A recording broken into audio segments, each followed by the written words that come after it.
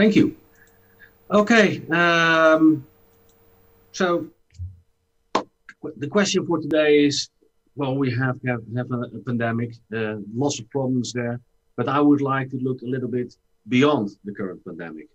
So how can we prepare as facility management professionals for the next crisis? And I would like to focus on ISO 41001 in figuring out if that standard can help you as an FM expert to prepare for the next COVID-19 or anything else. So I only have 25 minutes to guide you through this topic, so I ask you to be patient and write your questions down for the Q&A session following this presentation and my booth session afterwards. So the program, what is the real purpose of facility management? And can FM really be in control in a world that is VUCA? And why is FM currently often lagging behind events? So what is this standard I'm talking about and how does it work? What is the advantage of a risk-based approach in FM? I'll tell you a little bit more about the clauses in the standard and the high-level structure. And if there's time, we can give a little bit more attention about how the new standard compares to other management system standards. And of course, there are a number of organizations that got certified yet. And how did they cope with COVID-19? And there are some anecdotal case studies I would like to share with you. And again, there might be some interest in additional training and information about the standard. So who am I? Well, my name is Ian van der Poel. I'm the director and founder of ISO 41001 CSI, a small consultancy and training agency. I also work for the Dutch Ministry of Defense. Within the ISO community, I was heavily involved in a number of standards, including ISO 41001. I'm the current chairman of the European FM Standards Technical Committee, former chair of Facility Management Netherlands, and I served on the IFMA Global Board as a non-executive director. And please feel free to connect with me on LinkedIn or Twitter. Let's start with facility management. There are many definitions of facility management, but ISO 41011 stated, I think, what's quite possibly the most ambitious and inclusive definition of facility management until now. So it's all about the organizational function that integrates people, place, and process. And the term of built environment has been chosen intentionally, and it includes offices, schools, houses, hospitals, factories, hotels, swimming pools, airports, you name it. It's not just the building, it's the built environment. And integration in this is also the distinguishing factor. It's about creating added value and effectiveness. And it's all about the quality of life of people in combination with improving the productivity of the core business. So facility management in the new definition is really a vision for the future. It's so much more than just supporting the core business. And how do we support the core business, or how do we do these things? We create plans.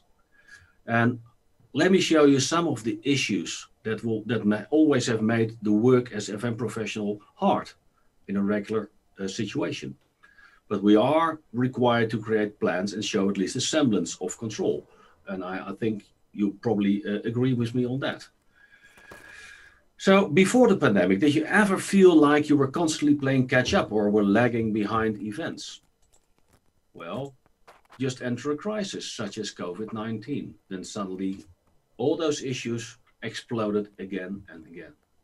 So how does that come? What's the reason behind that?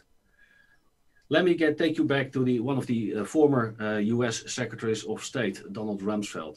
And as he said, well, not knowing is our main certainty. And he said, well, you know, there are no knowns. Those are the things we know. Well, that makes sense. But he said, we also know there are known unknowns. That is to say, we know there are some things we do not know. So we know already that we lack information. And again, that's okay. The last one is the interesting one. He says, there are also unknown unknowns. The ones we do not know. And before 2020, people thought this one was really complex, difficult to understand. But 2020 has shown us that, for instance, a global pandemic is definitely an unknown unknown. At least it was in 2019. So how many of these unknown unknowns we might have in the future? Well, let me take you to the VUCA world. And Deloitte Africa created a very nice video that I would like to share with you.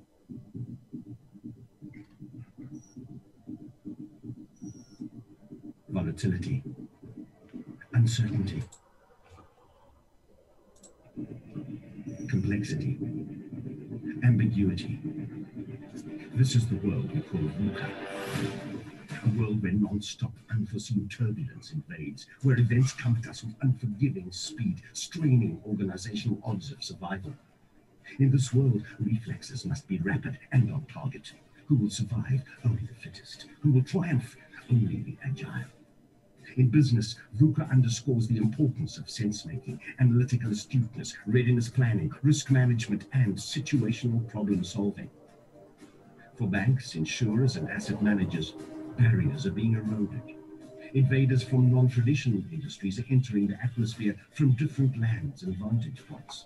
Regulation and risk is far-reaching, and never before has technology become so disruptive, so exponential, so quickly. How do you lead your people through change effectively? How do you derive value from the hurdles of regulation?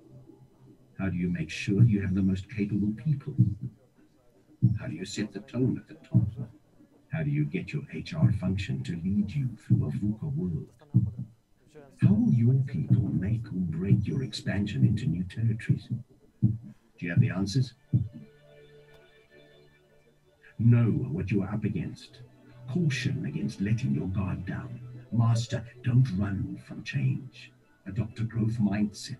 Balance execution, response, and agility. Choose evolution over irrelevance. Include and enable your people to contend. In the age of innovation, their thinking is your advantage. Their energy, your salvation. Identify points of triumph. Derive value from regulatory hurdles. Recruit, arm, and empower your most capable people. Develop leaders that can drive the revolution and conquer new territories. The future is VUCA. Now is the future. Get ready to revolutionize.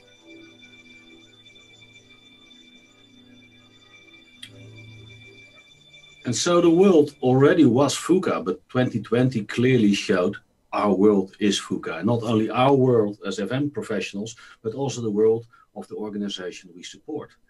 So in a world that is in a constant state of flux, you will never be in control all the time. So how will you act in an environment that will never let you be in control? And how will you manage your uncertainties and deal with new risks? And how can you make the current situation fun and challenging again? So we need to make plans in order to stay in control. Think about budgeting, staffing, and all the other hurdles we have there. And the execution of this we call running the business or business as usual. So only in a situation where we have running the business or business as usual, we might actually be in control. If we would operate in a static or linear situation, while our world is in a constant state of flux. So the effect is, if you only focus on running the business, you will be confronted with frustrations in the demand organization, and you will be insufficiently equipped to properly support the core business that will be focused on changing the business and staying relevant in a VUCA world. Ergo, you will be constantly lagging behind and you will need to catch up. So ideally, you will be ahead of new developments and you will not be surprised by reality or a sudden unexpected crisis. So what's needed for that? As you do not know the future, can you perhaps prepare better? And ISO 41001 is the first FM management system standard, or MSS. So why is this important in preparing for the next crisis? Before I go into this slide, I would like to compare this standard to, well, a book on having a diet. If you are overweight, well, actually I could lose some pounds, but if you're overweight and you buy a book about a diet, nothing will happen. You really need to use the book and change your lifestyle in order to be prepared for the future and lose weight and stay like that. The same thing counts for ISO 41001. So what does a management system standards does? Well, where normal vertical or technical standards focus on products or services, a management system standards is a horizontal standard, and it focuses on the performance of your entire organization. And it focuses on the systematically achieving the set goals and creating a culture of learning, continuous improvement, leadership, and commitment. And this includes preparing for the worst. So how does it work? ISO 41001 can be seen as a toolkit, just like this book on diets can be seen as a toolkit for losing weight. So ISO 41001 is a toolkit to help improve your organization and make it become more strategically. So you can use it to screen your organization. You can use it to identify and analyze any gaps between running and changing the business, including unforeseen risks, and to find solutions for closing this gap. How does it work? Well, ISO 41001 is based on the high-level structure, which offers a generic core elements and requirements that you'll encounter in other ISO standards too, thus creating a very effective plug-in model. Let me show you. So we have generic standards such as quality management, ISO 9001, or assets management, ISO 55001, or ISO 41001. Then we have the sector standards that will be for specific sectors. So if you're working in the hospitality sector or in the automotive sector, there will be standards for that sector. And there are specific guidelines that will help you if you want to do an audit or you want to make sure that your documentation system is working right. And there will be generic guidelines, for instance, on risk management or social responsibility or compliance. The HLS will bring them all together and make sure that they all work together. And why is that so important? Well, first of all, for the companies, if you have a management system standard, it will become part of your corporate governance, which makes it easier to run your organization. And it will also make it much more easier to integrate or expand new systems or other standards. And very important in today's world, the risk-based approach will help you in deal with future challenges and crises. But also for your interested parties or the stakeholders is really important because their interests, their issues and requirements are also considered in managing your organization. And last but not least, for the government, especially the fact that you are focusing on risk management, you are focusing on compliance, and that's part of your management system is very important for government. Looking at the standard, as you can see from the processes already, the management system standards are based on the existence of risks that can and should be managed. The word risks is often utilized in a negative way, but in ISO, risk means there is a risk of success and there's a risk of failure. And depending on how you manage that, the end result could vary. And also those risks that you will encounter will differ depending on your industry. If you're running a hotel, the risk might be different than if you're running a hospital or a swimming pool. So first of all, we need to understand the context of the world we live in. Then we can look at the issues that surround us. So what is happening in our world? What are the trends in our world, but also in the world of the organizations we support? And if we do that, then we also have to look at the stakeholders. Who are we affecting as FM organizations? Who are affecting us? And who do we need to consider? And if you bring those two together and you combine them with risk management and compliance management, you can make a strategic assessment of what's happening. So again, you look at what are the risks, what are the threats, the opportunities, where should I focus on? What are the requirements from a standpoint of compliance management? What are the needs and expectations? And what are our compliance obligations, for instance, from the government? Bring them all together, you can analyze and prioritize. And then you can cross-reference issues, stakeholders, the risk management, compliance management, and create a system that is suited for operational control and monitoring based on these risks that you saw beforehand. So what's in the actual standard? Let me go quickly through this. We have the context of the organization. This is in every HLS standard, the same thing. Then we go to leadership, planning, support. That's the plan phase. The operation phase, where we actually deliver products and services. We go to the check phase. And in the end, performance evaluation and improvement. Let's zoom into more detail here. So in the vertical, you saw the clauses that I just mentioned that are in the ISO. On the horizontal axis, you will find the specific processes we all know by heart, such as compliance management and risk management. If you bring them all together, you will find these green spots. Those are the sub-clauses that you'll find in ISO 41001. And the effectiveness of your management system, how you organize your company, your organization, can be determined from specific topics such as risk management, stakeholder management, but also from the perspective of leadership or support or performance evaluation. So then these are all potential audit trails to monitor your organization and see if your organization is fit for purpose. Enough about that. Let's focus on what did we learn from organizations that got certified? What happened since then? How did they manage in the COVID situation? Well, as you might, or actually should know by now, ISO 41001 has its foundation in a risk-based approach, as Stan Mitchell, our former chairman of the ISOTC, so eloquently states here. And so one should expect that the odds are that those who implemented ISO 41001 were better prepared than most. But is this indeed the case? Let me take you on a short journey.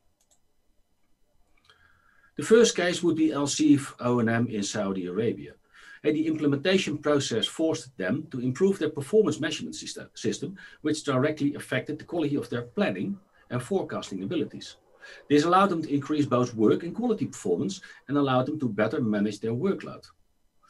This in return resulted in the creation of more realistic and more transparent KPIs, which in their turn improved the structure and discipline within all their projects and the communication within the companies. And through the planning for success and the usage of proper KPIs, more accurate performance data became available. And this allowed them to reschedule intervals for planned preventative maintenance without undue risk. But they also learned that this standard is not just another ISO standard that you can implement by just focusing on the requirements. If you want to make it work for Europe, you really have to understand how FM works. And when asked about COVID-19, they said, well, okay, we had a risk register, but they didn't expect COVID-19 and were completely caught off guard. So the standard is not a crystal ball.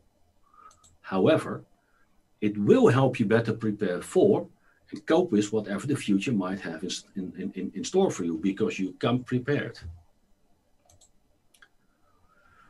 The same thing you see with Farnek Total Facilities Management. They got certified 2 years ago. In the 2 years since their certification, they have reaped their first benefits. Their contracts increased significantly in volume, but also in duration, which was a direct result of a better alignment with the demand organization. And one of the topics that was mentioned by my predecessor here, just before here, how to connect with the C-suite.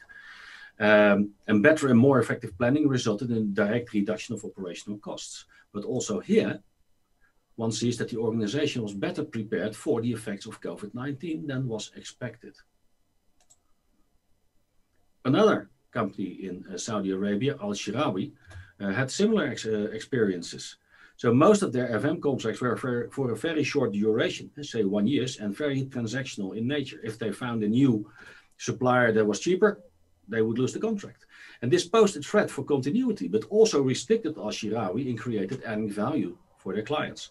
And through the implementation of ISO 41001, Al-Shirawi was forced to get a better understanding of the constantly changing requirements of their demand organization.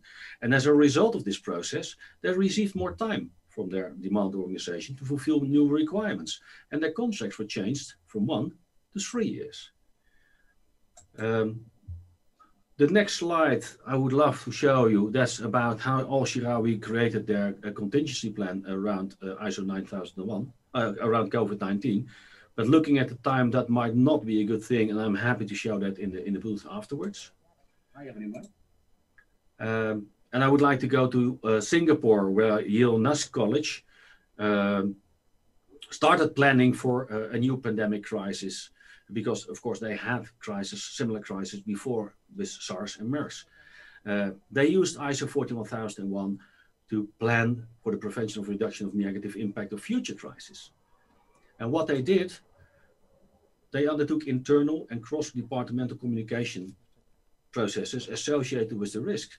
And after the certification, they continued improving on these processes and these measures. And what they say now, actually, when COVID hit very hard, they could still maintain a customer-oriented culture of excellence with a service standard that's acceptable to their community. So they were able to continue what they were supposed to do and not got set back.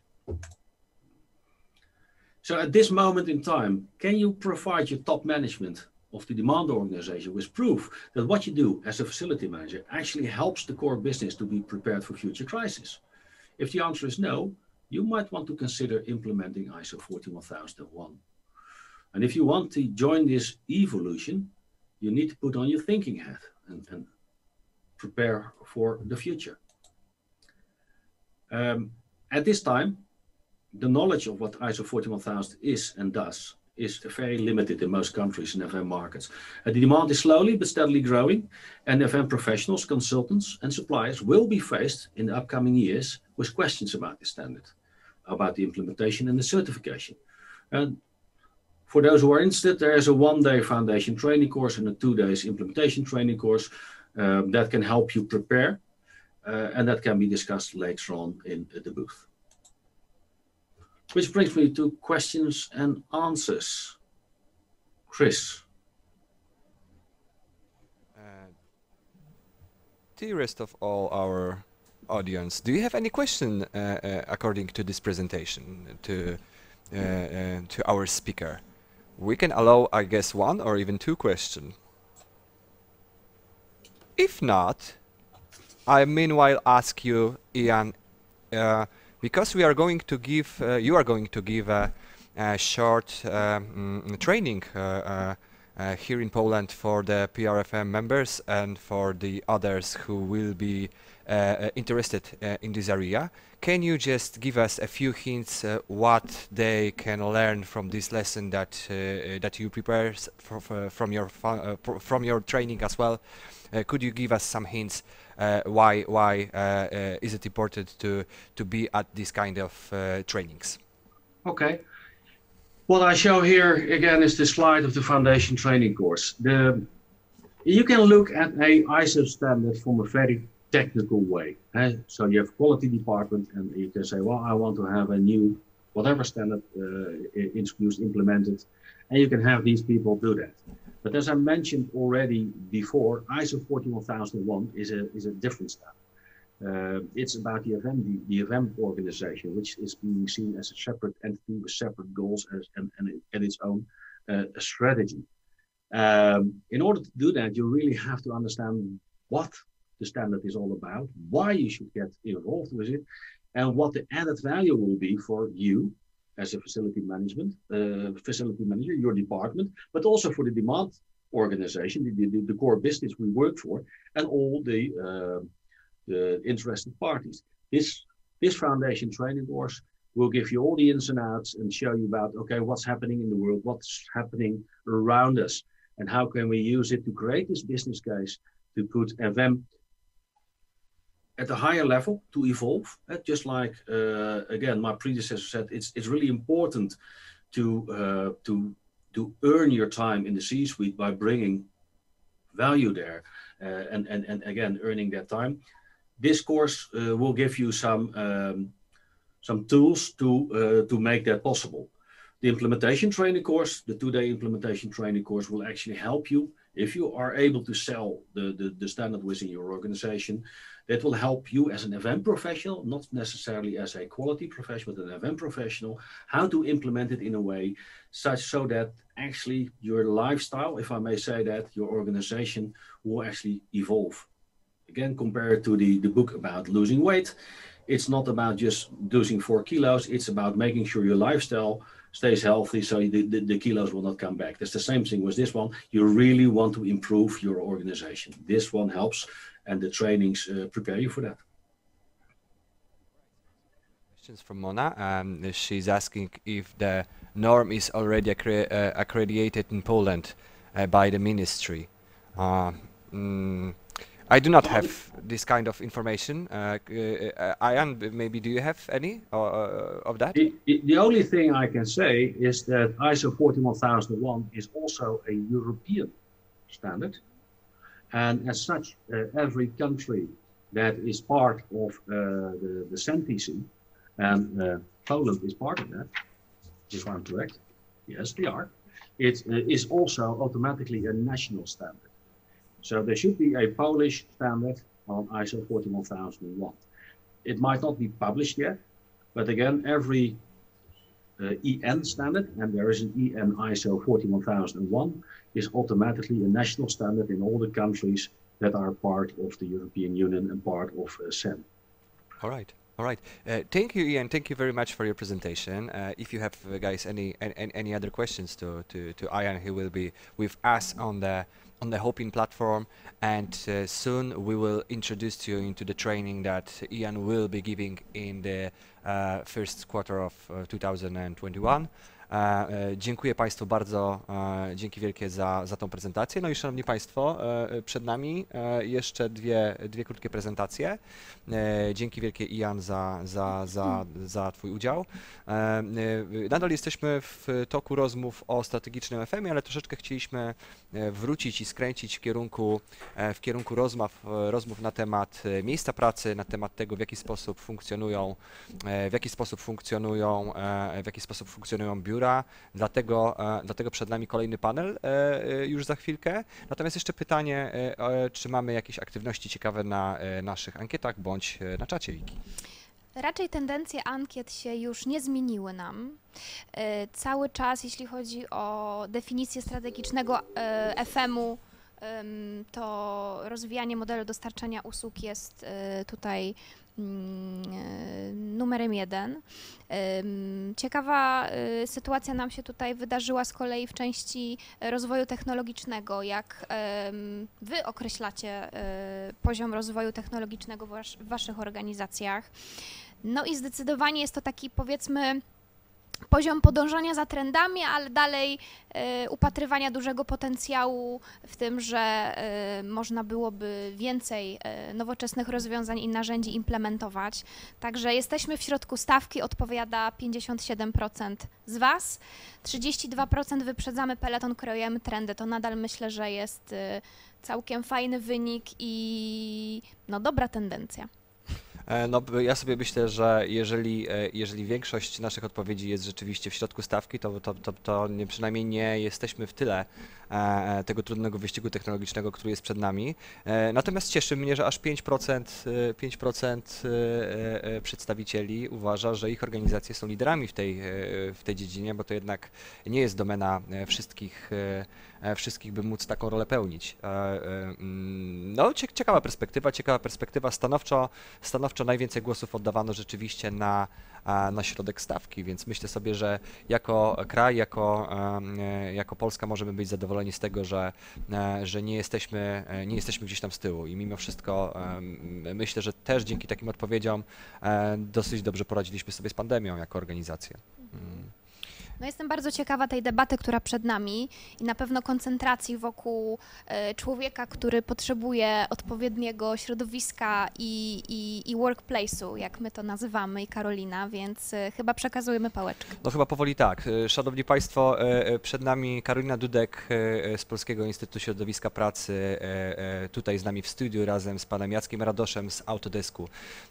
Online razem z nami Dorota Wiśniewska z PKP Energetyki, Jarek Frączek z BNP Paribas i Mikołaj Laskowski z BNP Paribas Real Estate będą rozmawiali troszeczkę o przyszłości tego miejsca pracy, o tym, w jaki sposób będą wyglądały podnajmy, jaka w ogóle jest przyszłość biur i nie tylko. Oddajemy głos do naszego studia.